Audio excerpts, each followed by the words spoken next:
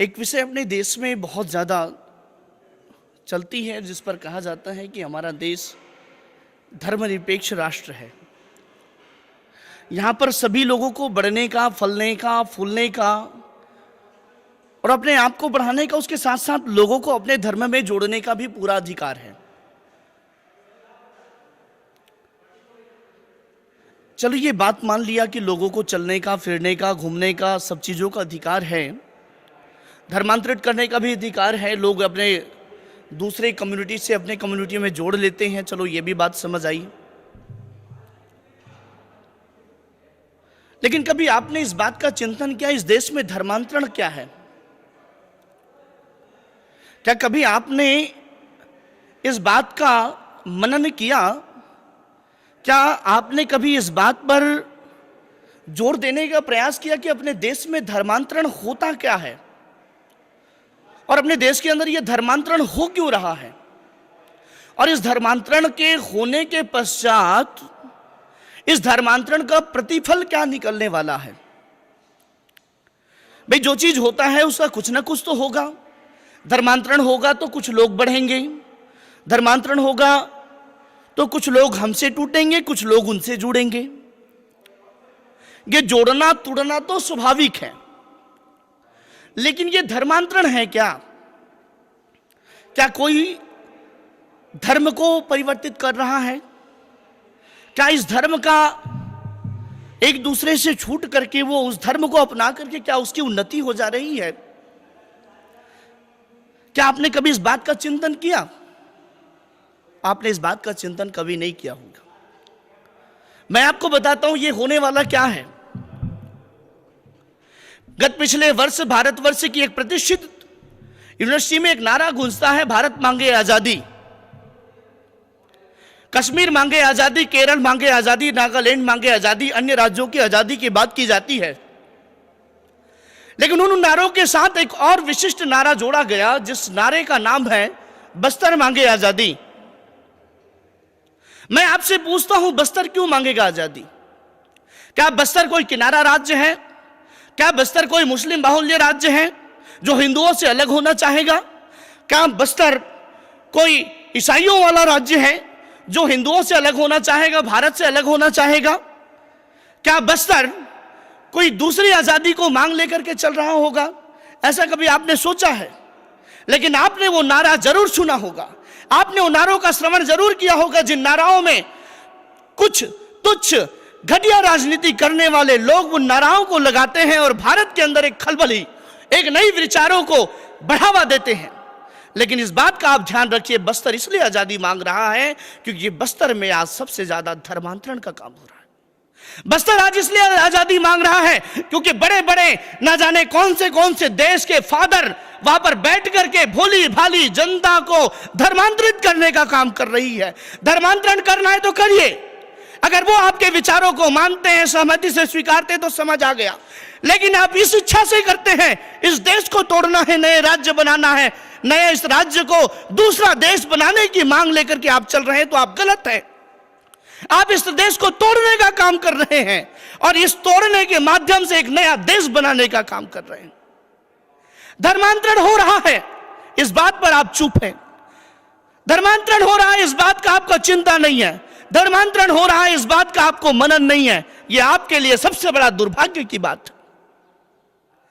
यह देश अगर धर्मांतरित ही चलता चला गया तो राम और कृष्ण की संस्कृति नहीं बचने वाली।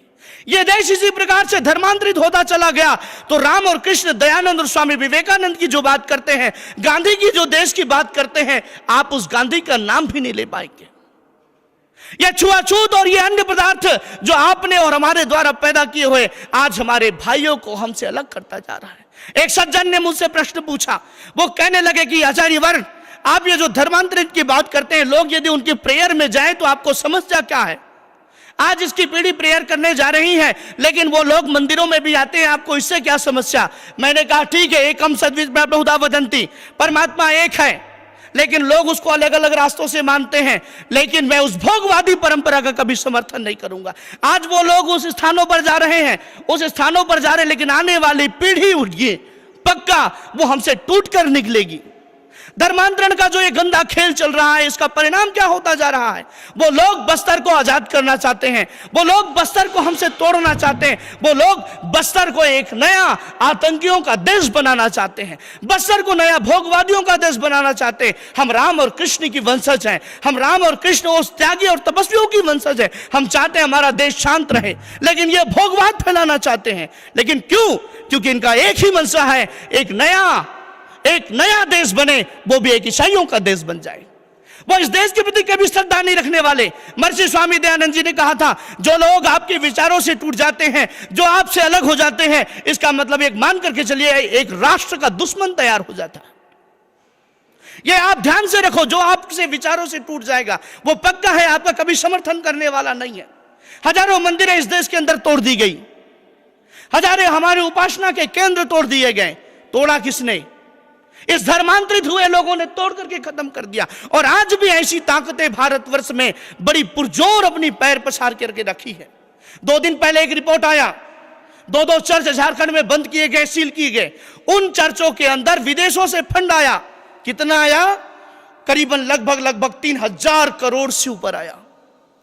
क्या काम है उस चर्च में 3000 करोड़ रुपए का? चर्चों की आक्षेप नहीं है, धर्म का प्रचार होनी चाहिए, लेकिन अच्छाई का प्रचार करो। यदि तुम आदिवासियों को एक नए धर्म की ओर मोड़ रहे हो, एक नए संप्रदाय की ओर मोड़ रहे हो, तो ये मान करके चलो आने वाले समय में तुम्हें भुगतना पड़ेगा। और मैं इन नौजवानों से कह दूं, जितने भी नौजवान साथी यहां पर उपस्थित हैं, महापुरुष यहां पर उपस्थित हैं, आप सब इसलिए यहां पर बैठे हैं क्योंकि आप अपने राष्ट्र और हित का चिंतन करने वाले हैं। जब जब ये धर्मांतरण होता गया, जब जब लोग हमसे टूटते गए, जब जब अपने विचारों से अलग होते गए, तब तब ये राष्ट्र या अखंड भारतवर्ष खंडित होता गया, एक एक भागों में बढ़ता गया। आज 9 राज्यों में ऐसी ताकतें अपने आप को बढ़ाते चली जा रही हैं, और हम अपने मंदिर मंदिर मंदिर मंदिर कहते कहते उन मंदिरों के चक्कर लगाते रह गए।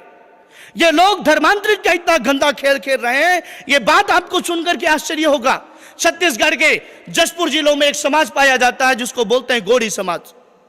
गौड़ समाज, आज वो समाज के लोग अपने आप को गौड़ धर्मवासी कहते हैं। हम हिंदू नहीं हैं, हम उस सनातन परंपरा के नहीं हैं, हम उस वैदिक परंपरा के नहीं है, वैदिक सभ्यता के नहीं है। वो लोग कहते हैं कि हम क्या हैं? हम गोड़ी धर्म के हैं। अब जो चिंतन करिए ना, मैंने गोड़ी धर्म के विषय में सुना, ना आपने गोड़ी धर्म के विषय में सुना। ये गोड़ी धर्म आया कहां से? ये है वैचारिक आतंकवाद, ये है विचारों की हमसे तोड़ने की एक परंपरा।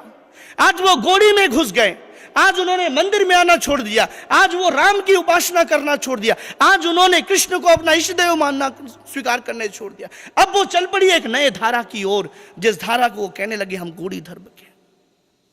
अजीत जोगी का क्षेत्र मरवाही कुछ दिन पहले 32 लोगों की धर्मांतरण घर वापसी करा के आया।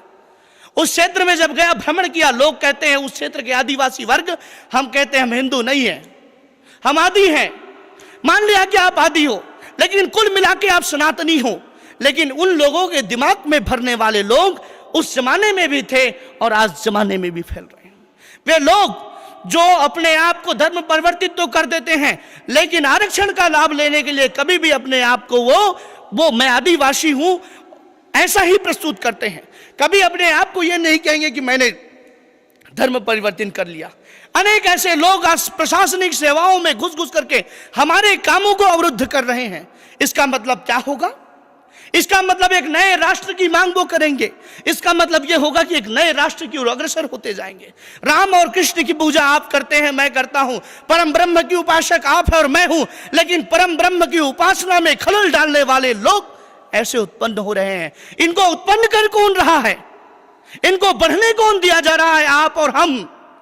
पाकिस्तान में सिख थे, बौद्ध थे, जैन थे, हिंदू थे, अनेक प्रकार के कम्युनिटी के लोग थे, लेकिन वो आपस में लड़ा लड़ा करके खत्म कर दिए गए, उनको खत्म कर दिया गया। आज हिंदू कम बचे, लेकिन इस देश के अंदर ये लोग हमारे भोली भाली जनता को कभी जात पात के नाम पर, कभी छुआछूत के नाम पर, कभी अन्य चीजों के नाम पर ये तोड़ तोड़ करके धर्मांतरण का गंदा खेल खेल रहे हैं।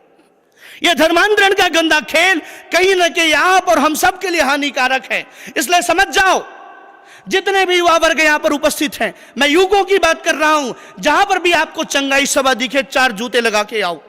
जहां भी ऐसे लोग मिले उनको समझाओ मनाओ, बताओ। और बताने के बाद ऋषि दयानंद जी कहते हैं सब काम प्रीति पूर्वक धर्मानुसार यथा योग्य वर्तना चाहिए।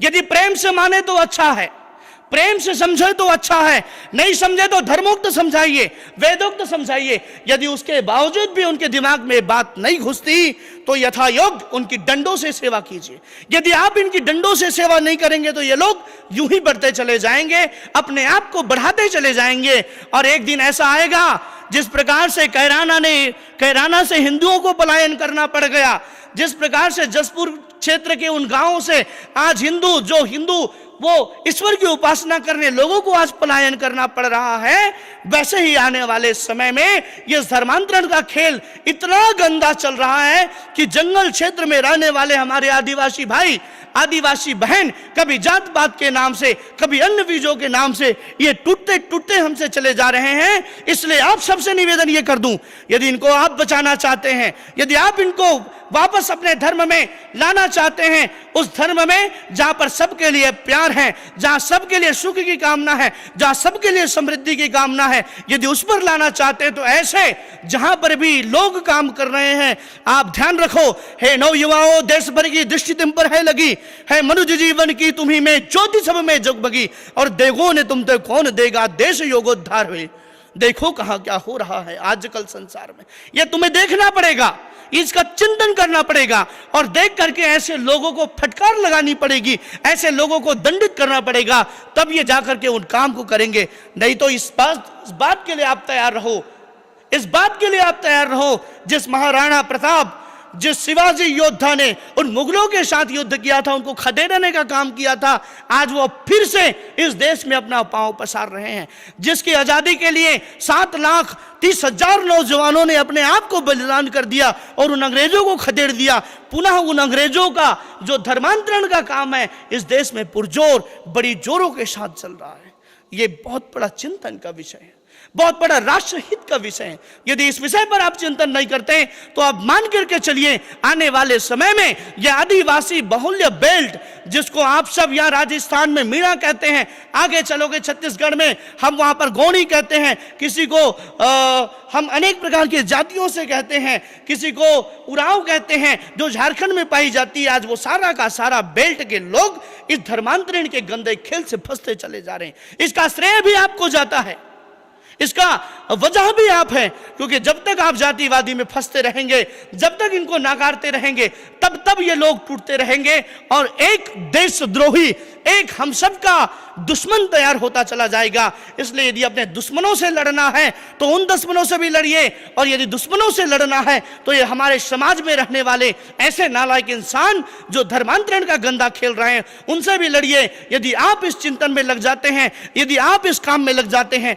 मान के चलिए भारत के भाग्य के विधाता और सुभाष चंद्र बोस आजाद आप ही हैं, आपके अलावा दुनिया में कोई नहीं है। ये मान के चलो, देश की रक्षा आपको हमने करनी है और धर्मांतरण का गंदा काम रोकना है। इसलिए आज से कमर कस लो, सजग हो जाओ और देश की रक्षा में तत्पर हो जाओ। आप और हम सब भगत सिंह, राजगुरु, सुखदेव के वंशज हैं। इन वंशजों की क्रांतिकारी भाषा बोल करके आगे निकल जाओ। बोलो वंदे मातरम, जय हिंद।